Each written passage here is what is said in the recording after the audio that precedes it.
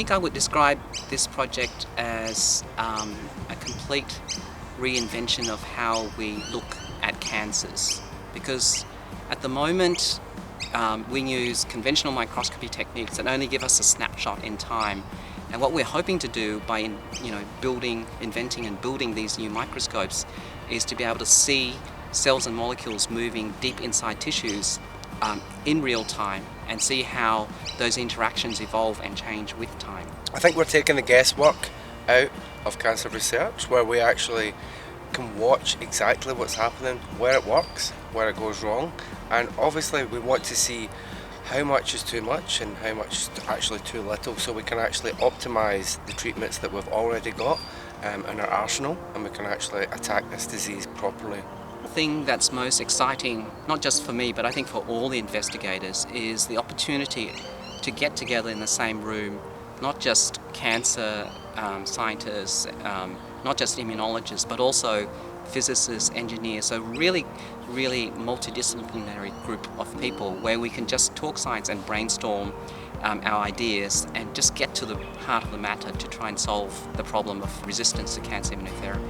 TREE has actually, during COVID, actually started to discuss the idea of we can't actually always be there to do these experiments anymore. This is not a microscope for the garden, this is a microscope for the country, this is a microscope internationally, and we've now got it set up that we can actually do it remotely, and I guess maybe COVID inspired that, and I think that's a really nice opportunity that if you can't do this and you think this technology is too difficult, we can now actually hold your hand and actually take you through it. The most obvious thing is that the work that we want to do and the sort of thinking that we have is obviously very radical.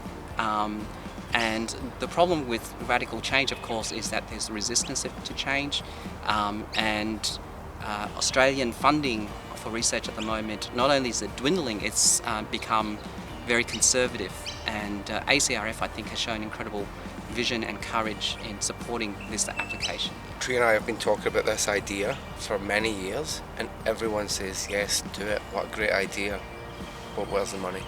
And without ACRF, we actually couldn't make a vision real, and this is just the beginning, right? This is where we're using this as a platform, and you'll hear a lot more, so thank you very much.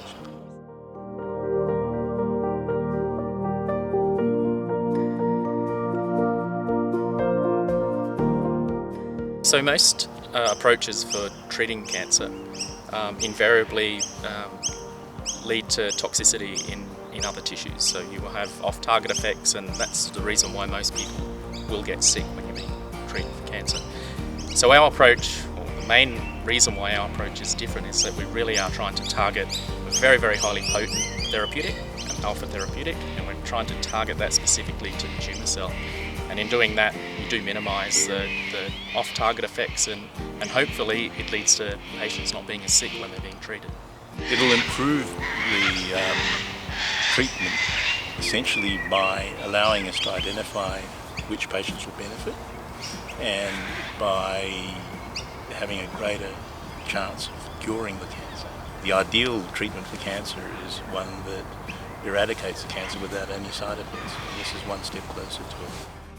So the thing that excites me about the grant is the multidisciplinarity. It's not understanding one particular mechanism, it's coming from multiple different areas to approach the curing of cancer.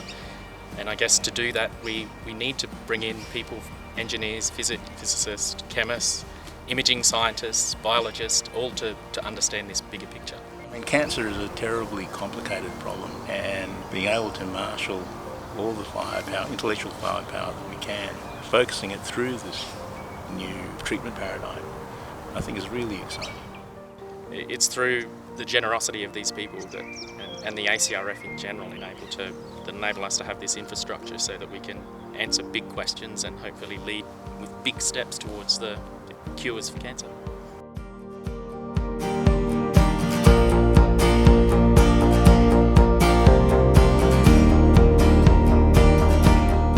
So this project looks to take two established treatments in cancer.